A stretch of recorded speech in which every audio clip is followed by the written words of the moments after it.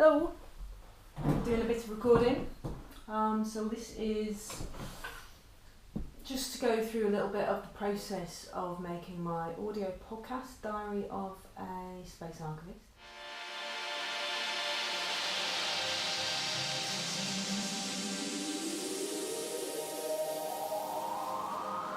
I'm using Audacity. Audacity is free software that is pretty powerful and a lot of podcasters use it.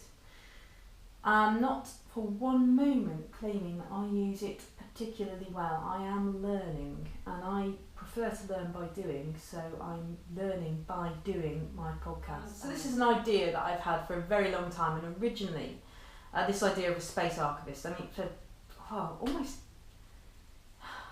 grief, I'm going to be knocking on to like 8 or 10 years that I've had this idea for, which is typical of me. I sit on ideas for a long time, not because I've got some grand artistic process, I just don't get round to it. Originally this was going to be like a 3-panel just comic strip that I was going to do weekly or something like that, but I could never quite work out exactly how I wanted to draw it, and it was going to be about a character called Winston, and I was kind of nodding to 1984, but the whole point really was it's meant to be a bit funny, a bit light but also a bit dark. Anyway, because I wanted to explore podcasts and how they work, I fancied having a go. I actually thought this would translate well as a podcast. I'm a girl, so it's no longer Winston in space, it's Sam in space, and I play Sam. Now typically if I were writing a script for multiple actors, then there would be a script.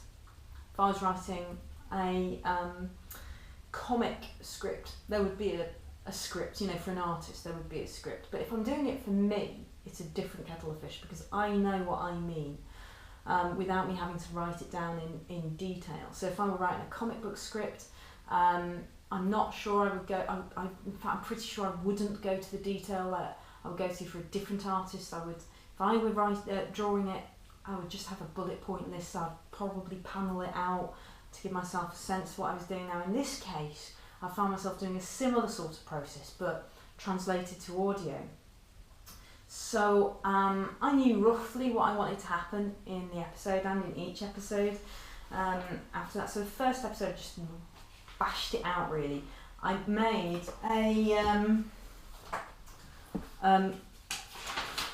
a bit of a mind map, a lot like this. So I've then gone through and thought episode 2, 3, 4, 5, 6. I haven't actually got through 5 and 6 yet, because I thought having outlined the plot structures, I need to now do a bit more recording, because I might not fit everything that should happen in, say, episode 2 into it, because I do want to stick to a 5 to 6 minute size. As a result of that, I'm now going to, rather than complete the sketching out process, I'm going to actually go and do some recording in order to better understand whether or not what I'm working out actually fits the time I've given myself. So this is my script. It's a map of, and I'm kind of going clockwise around it, of the things that need to happen in the episode, so the stuff that I need to say. But the other thing that I do is, while I'm saying stuff, is I make notes of some of the things that the things I want to let go of. And I go, that, and then that, and then that. So it's not a script as such, but it's more of a tighter breakdown of a tighter bullet point or breakdown of my mind map plan. That does two things for me in regards to this particular story. It's meant to be a diary of this person in space, so it should feel fresh. And I don't know about you, but there's a big difference for me in reading something out that I have written down on paper and just saying something. The former sounds often a bit forced, it's I'm acting now, and the latter is fresh, it sounds like you have just thought of saying it. And that's what I'm going for with the character. She's just thought of saying it. It's the stuff that's happening right now, so it should be immediate, it should feel immediate. So there should be some errors in there. It shouldn't be perfect. Whoa, hello! Did you come to see what I was doing? Yeah! So I'm looking to right. Okay, so I've got a complete draft of episode 2. I'm mostly happy with it at this moment in time. I'm going to do some looking about. I'm going to have a full listen.